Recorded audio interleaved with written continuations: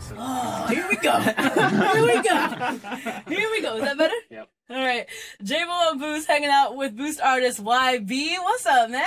Yo, what is good? Hey, bro. So, real quick, where are you from? Because I feel like there's like conflicting information. Yeah.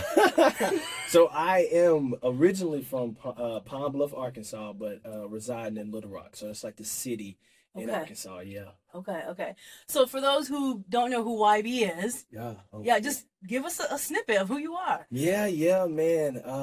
Father of two, been happily married for 8 years, and as far as an artist, man, just somebody who loves to take energy and put it on top of 808s and praise the Lord while doing so.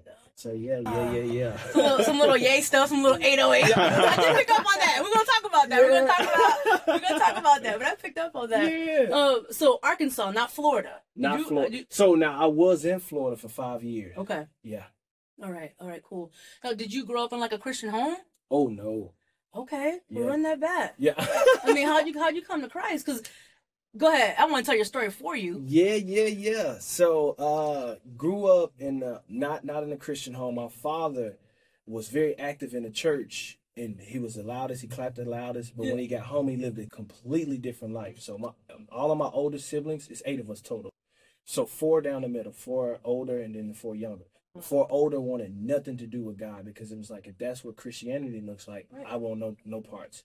Well, then me coming up, I always knew that God was real, but I made a conscious decision that I didn't want to follow him because I knew that came with a cost. So I was like, I'd just rather ride the fence. So I did that all the way up until about my 11th grade year. And then I started to feel the tug of like, hey, I have more for you.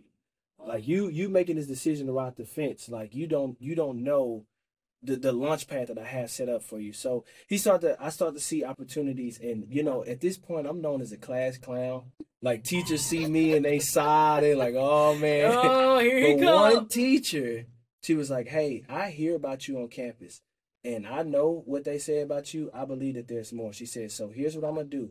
I'm gonna put my name on you, and I want you to write a rap, and I'm gonna broadcast it on the school news for Black History. And I'm like, wait, what? So, of course, excited, I get home, I write the song, I had a producer do all of that, and the song plays on the news maybe 48 hours later.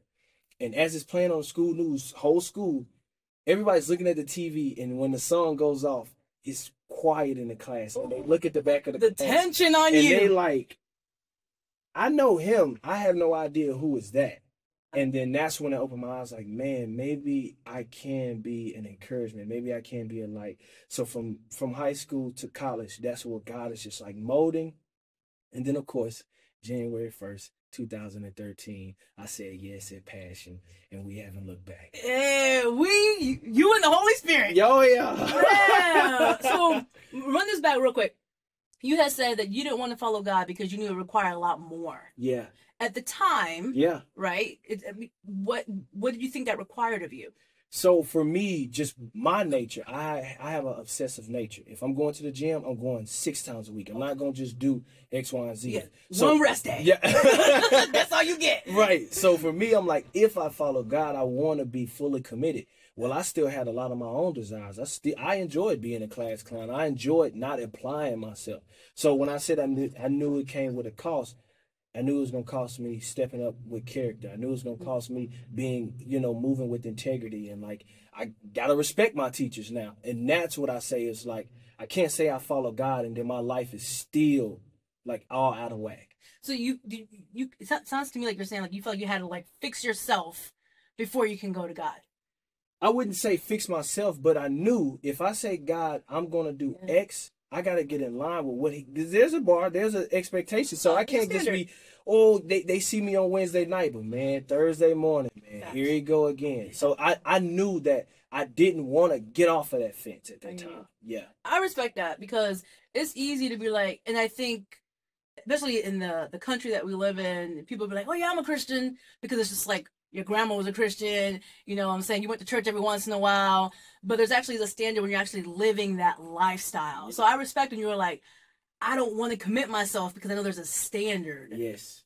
Now, you said it was January 1st. 2013. So what grade were you in then? Oh, so that was my at the top of my second year of college. Okay. Yeah. Okay. So the 11th grade teacher Yeah. looked at you and said, "There's something more to you." Ooh, praise the Lord. And she opened that door for you to start rapping and Yeah. kind of. So you weren't doing Christian rap. No. I was doing regular rap for years. Yeah. Yeah. So I started rapping, like freestyling is how I started all of this from age 8.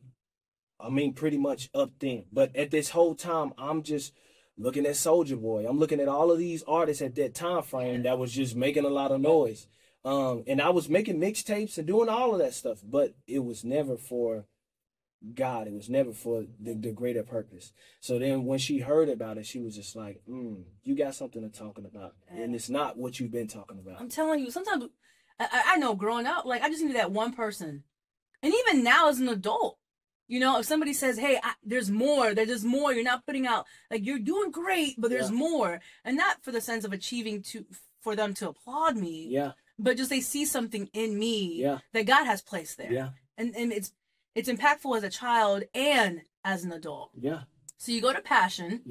Now, did you get dragged there, or because you said God was working and He was tugging, but you found Christ at Passion, so that means somebody had to drag you. Yeah. So 11th grade year, I'm like, okay, I want to follow God. He loves all of me, but I ain't made the commitment. So I go to college, and when I get on the college campus, now at this time, you know, we're talking 2010, 2011. Christianity just ain't something like, oh, I'm excited to be a follower. But when I get on campus, I'm seeing real deal Christians, and they're not popular, and they like, oh, these people doing X, and they making fun of them. But for me, I'm looking at, man, they still show up the next day, and they still serving pizza, and they still doing X. So I'm like, the class clowns and the people that's doing all that, that's easy. Right. But the people that's showing up boldly, that keep serving y'all, I'm intrigued with them. So I got closer to the real Christians on campus, and they was like, hey, come to the college ministry. But when I got to the college ministry, I met Drew Foster. That's the guy who was just like, hey, college student, you don't really have no money. I'm in a small town. There's nothing to do. So when he called me, this is after maybe 9 months of just following, showing up to college ministry. He said, hey, I'll pay for your food. I'll pay for your travel. I'll pay for your hotel. Just give me a yes that you'll come. And I said, go where? And he said, to Passion. And I'm green. I'm like, bro, what's I got Passion? chills. Like, I'm really like, I got chills throughout my whole body. He tell me what Passion is, and man, he paid for everything. He kept his word. But when I got there, 60,000 people praising God. Fire. 60,000 college. Oh yeah. 60,000 college students. Right. And, not your grandma, not your auntie. Oh yeah. People who look and think like you. Exactly. Who going through the same thing you're going through. Exactly. So when they cut the music out in the stadium and it's just voices, I'm in that moment, and I'm like, this can't just be a brand, or this just can't be something that people say, well, I have nothing else to do. I'm gonna just no. This is real. Yeah. And yeah, that was an easy decision for me. Easy decision. Man, they cut the music out, and everybody, like you said, all these voices, and you. Not making fun, but you know this is legit. Hands up, snot is running down your face. Yeah. Oh, you got tears running down your yes. face. You guys got chills just thinking about it.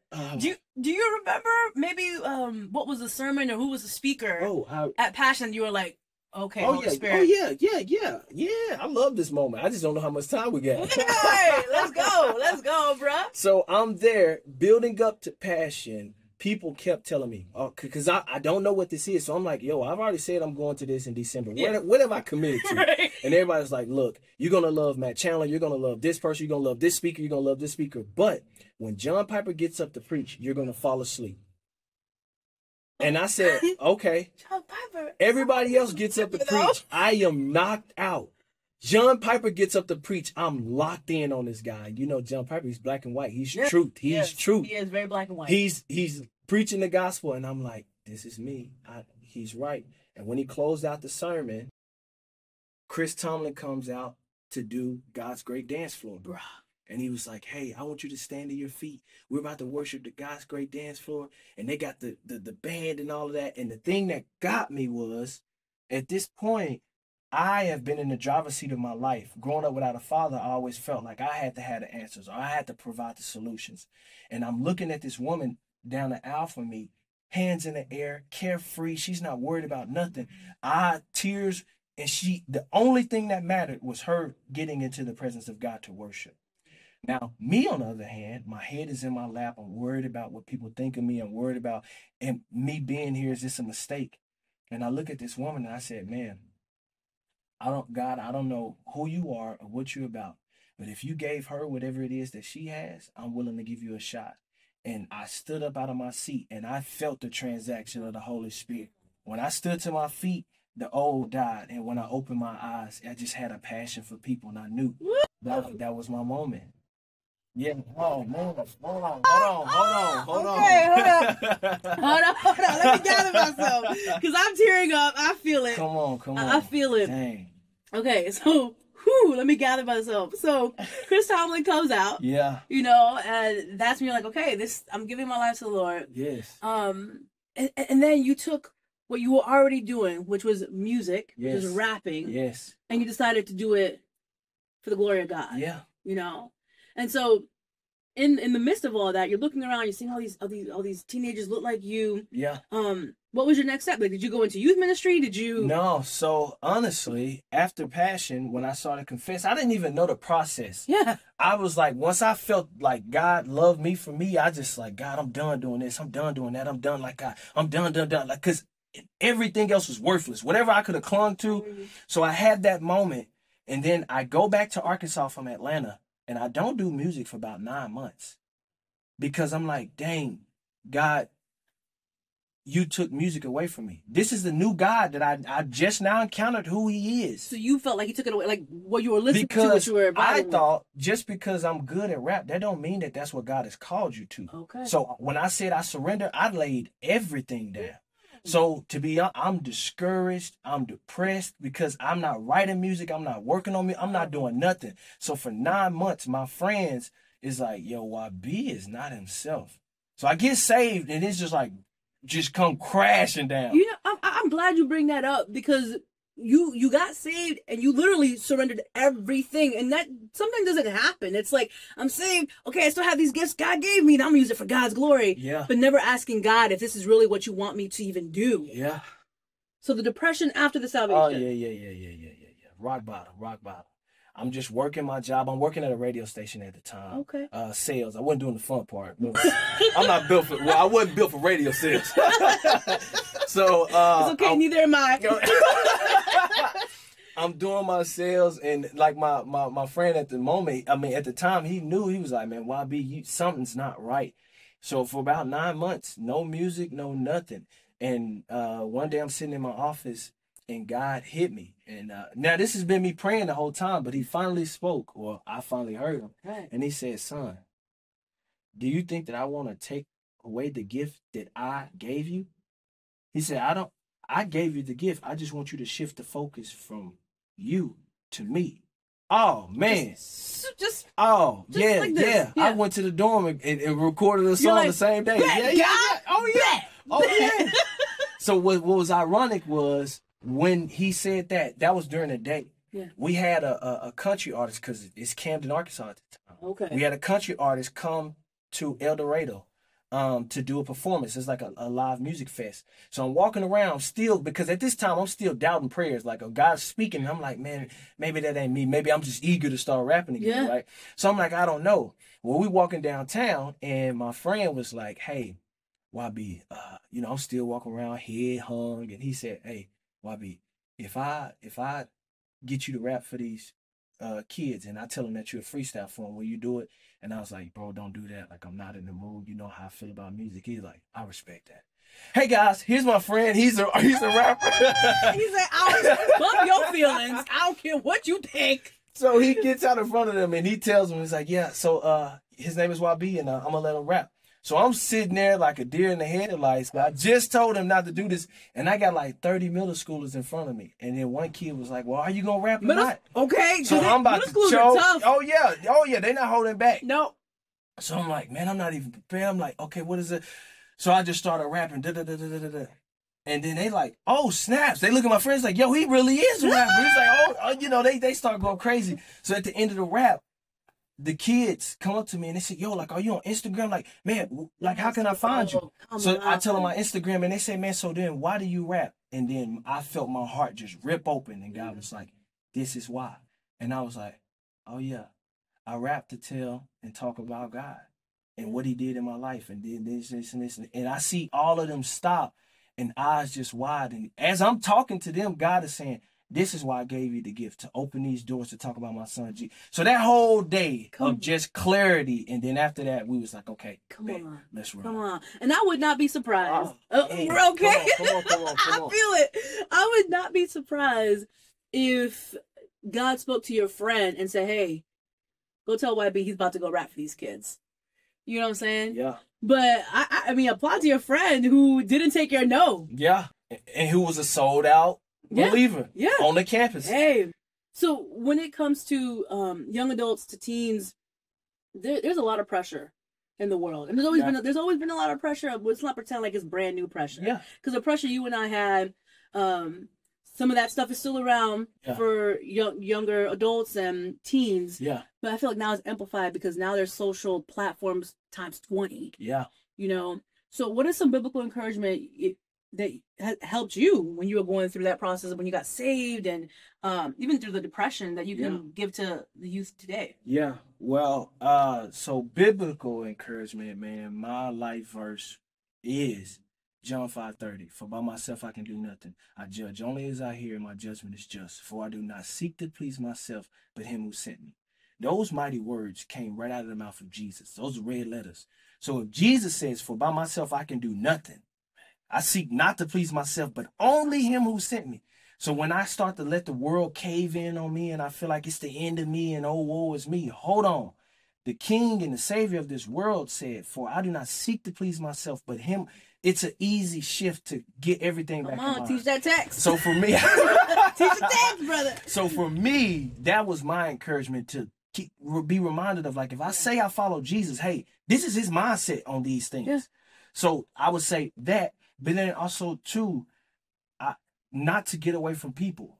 When life get hard for me, no matter how hard life gets, you always have an opportunity to serve. You always have an opportunity to help somebody in whatever their fashion is. Or I believe one of the most powerful things Christians can do nowadays, you always got an opportunity to listen, to just sit down and not have a text ready, but just say, God, give me the wisdom to be quiet. I'm being honest. I'm laughing because that's something I'm still working on. Like, I'm seriously still working on, you know? So I would say, for the encouragement for the youth, it's like, man, God is bigger than what we're going through. Yeah. And one thing my mom always say, son, pick your head up. God's not surprised. Yeah. We are, but he's never surprised. So, that would be my encouragement. Hey, that's a mic drop, bro. Yeah, I'm encouraged, bro. I'm encouraged. I appreciate that. So you dropped a song in the dorm room. Oh. And then your first album came out 2014. Yep, Salvation. And you've been cooking since. Oh. Cooking ever since. Oh. So that means that you're pretty well versed with your own songs. You recognize it if you're in the grocery store somewhere, if it pulls up at the house up at the gas station. Yeah. You'll recognize it, right? Yeah. Okay. So we're gonna play a little game. Okay. Are you ready? Yeah. Okay. All right, let me make sure this is queued up. You know what I'm saying? We're gonna play a little game. Okay. It's called Flip It and Reverse It. Okay. Oh wow. Okay. No miss. It's flipped. Yes. You gotta guess what it is. Oh man. Before it plays the correct way. Okay. All right. Let's do it. All right, let's do it. Let me see which one I'm gonna grab first. Ooh, hold on, actually, maybe I gotta cue it up first. Hold on. My bad. All right. This is not queued up.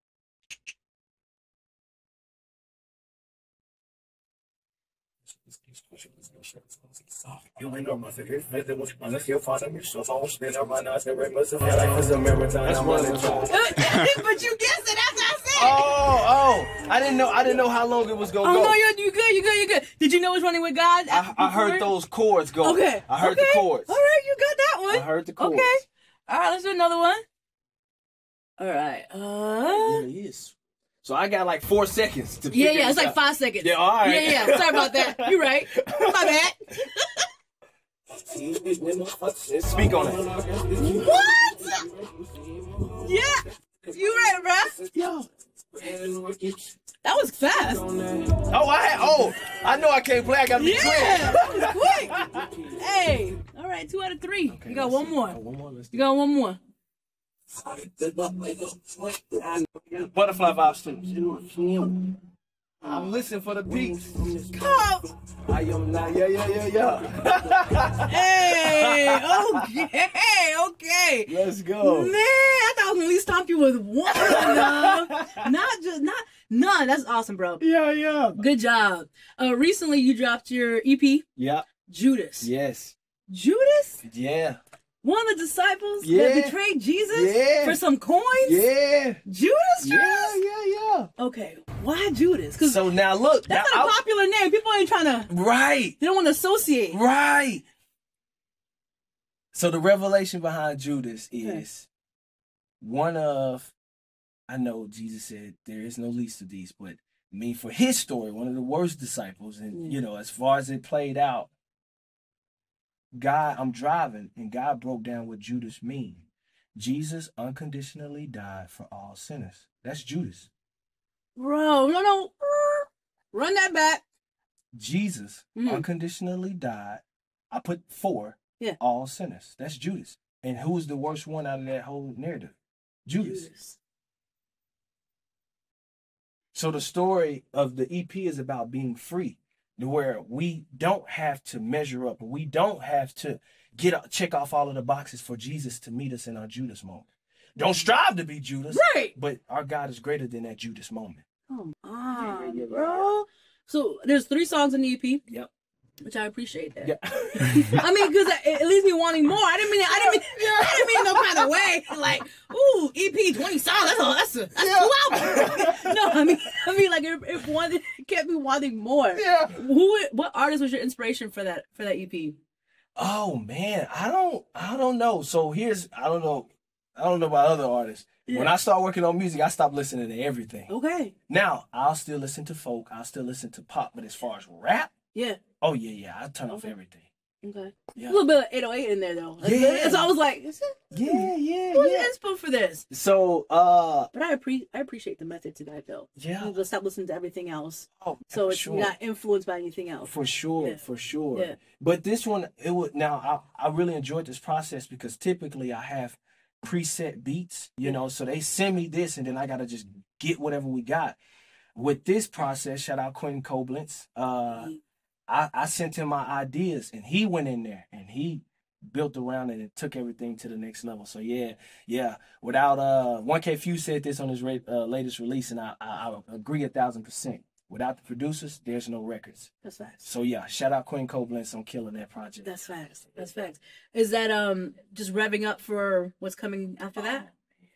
What's coming? Well, I wanted, because I mean we've been busy this year, so I said, you know what, we're gonna go in the 4th quarter just so the soldiers, shout out the soldiers, that y'all say, man, he left us hanging this last quarter. We took care of y'all the last quarter, and in the Lord's will, because you know I don't want to get ahead. Right. In the Lord's will, 2023 should be fun. Okay. Yeah. And we bringing in features. I'm reading y'all DMs. Everybody keeps saying, YB, you could have bought this person. We working. Who do you want to work with? I mean, KB is a given. Andy Mineo is one. No big deal. I feel like we could have some records that could go crazy. I got one with Hovey. Me and Hovey, I feel like yeah. So I got some. All great artists though. Yo, yeah. All great artists. Yeah. I love that. Yeah, for sure. You prefer your fans to soldiers? Yes. Did they name themselves that, or did you name them that? No, so that God gave me that mission. Okay. Like God still has soldiers. And then I was like, all right, well, you know, you need an army. I can't do everything, you know. So yeah, God still has soldiers. So the whole idea behind that is like, man, when you on that front line, like everybody's equipped to be a part of God's kingdom and be on that front line. So yeah. I love that. You're like, can't do it by yourself. Soldiers, you need that community. Oh, so where do you hang out the most? If people want to get to know more about YB, where can they find you as far as social goes? As far as social, I mean, Instagram, I do my lives there. Okay. Yeah, it's just a natural. But I'm working my way back to TikTok. Okay, because you were dropping like a lot of videos on TikTok. Yeah. But I do them in spurts, so you can definitely tell when I'm out of content, because I'll be gone for about a week and a half. It It takes effort, bro. It takes effort. So go ahead and drop that handle for IG and for TikTok. Yes. On Instagram, hit me up on at yb.official. At yb.official, and the same on TikTok. At yb.official. Yeah, it's important that you type it in that way because you won't get somebody else. Yeah. And that ain't him. Yeah, don't be emailing them saying, man, he doing this. Right.